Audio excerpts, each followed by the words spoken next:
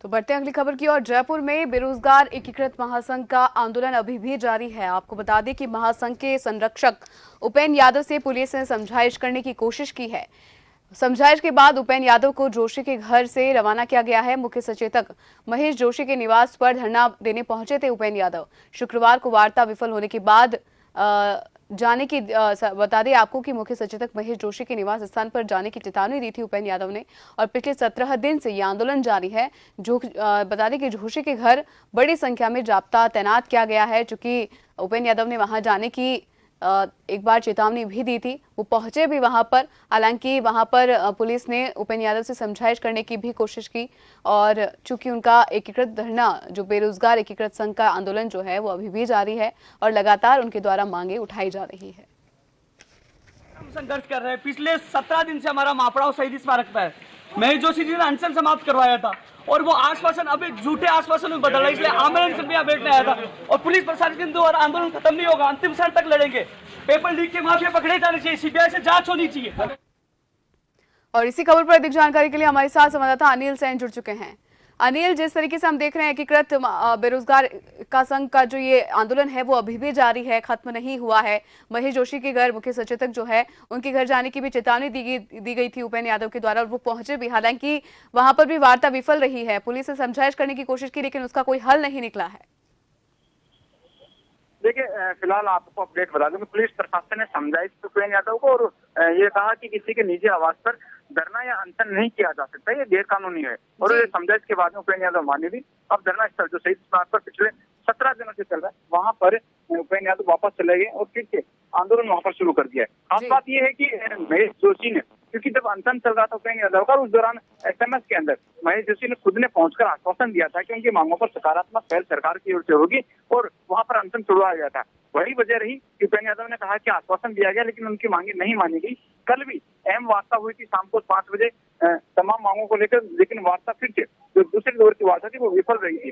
ऐसे में उसी समय चेतावनी दी गई थी कि महेश जोशी ने जो आश्वासन दिया था, अब वो आश्वासन पूरी तरह से सकारात्मक रास्ते पर नहीं चल रहा है। तो ऐसे में वो फिर महेश जोशी के घर पर जाकर अपना आंदोलन शुरू करेंगे। सुबह 11 बजे की चेतावनी थी। 11 बजे उपेंद्र यादव महेश जोशी के घर पर पहुंचे भी। हालांकि पुलिस प्रशासन ने आंदोलन और अनशन शुरू नहीं करने दिया गया।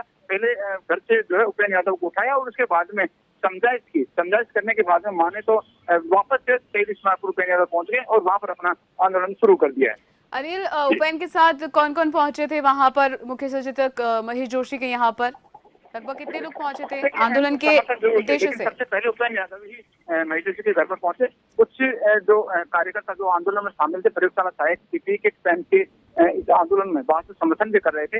और ये तक कहा गया कि सरकार ने, जब उनका कोरोना काल में काम था तो फूल बरसाए गए थे सरकार की ओर से। केंद्र सरकार ने भी उनके ऊपर फूल बरसाए थे, राज्य सरकार ने भी काफी वाहवाही की थी, लेकिन उनको भी नियमितीकरण की जो मांग, उनकी जो ज्वाइनिंग की मांग है वो पूरी नहीं हुई है। क्योंकि बेरोजगार एकीकृत महासंघ के बैनर के नीचे कुछ सूत्रीय मांगे हैं जिसमें कई भर्तियां लंबित हैं। नई भर्तियों के बाद वहाँ पर कुछ भर्तियां कोर्टों में चल रही, उनको जो पूरा करने की मांग। और उसके साथ साथ जो हाल ही में परीक्षा में जो नकल प्रकरण सामने आए थे, जिसमें कई बार जो धांधली है उसकी भी यहाँ पर शिकायत रही थी। तो इस तरह से नकल रोकी जा सकती है। जो दोषी लोग, उनको खिलाफ कैसे एक्शन लिया जाए, सख्त एक्शन लिया जाए, इन तमाम मांगों को लेकर बेरोजगार एकीकृत महासंघ मांग भी कर रहा है। जी बिल्कुल अनिल, और चूंकि बेरोजगार एकीकृत संघ का जो आंदोलन है वो लगातार 17 दिन से जारी है, क्यों इस पर कोई विचार नहीं किया जा रहा है?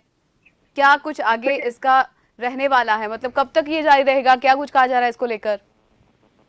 देखिए, सबसे बड़ी बात 21 सूत्रीय मांगे हैं। हमने देखा था कि उपेंद्र यादव का जब अनशन टूटा था महेश जोशी के बाद में, और छुड़वाने के बाद में उसमें वार्ता का दूसरे दिन हुआ था। वार्ता के दौरान लगभग 4 से 5 मांगे मान ली गई थी और 2 और कुछ मांगे बची थी कि सूत्रीय मांगों में। उन मांगों को लेकर भी लगातार जो बेरोजगार महासंघ है वो यहाँ पर आंदोलन में रहता है। ऐसे में सरकार की ओर से वार्ता जरूर की जा रही है। कल भी अहम वार्ता रखी गई। वार्ता के दौरान किस तरह से भर्तियां आगे शेड्यूल रहेंगी, उनकी मांगों पर क्या कुछ सरकार आगे कदम उठाएगी, तमाम मांगों पर सरकार की ओर से आश्वासन भी दिया गया। लेकिन बेरोजगार एकीकृत महासंघ ये मांग कर रहा है कि उनकी मांगों पर लिखित में जो है वो अमली जामा पहनाया जाए। उस ऑर्डर जो है वो ऑर्डर्स को तत्काल यहाँ पर जारी किया जाए। वो ऑर्डर जारी नहीं हुए, ऐसे में एक बार फिर से जो आंदोलन है वो यहाँ पर गति पकड़ रहा है। जी अनिल, तमाम जानकारी के लिए आपका शुक्रिया।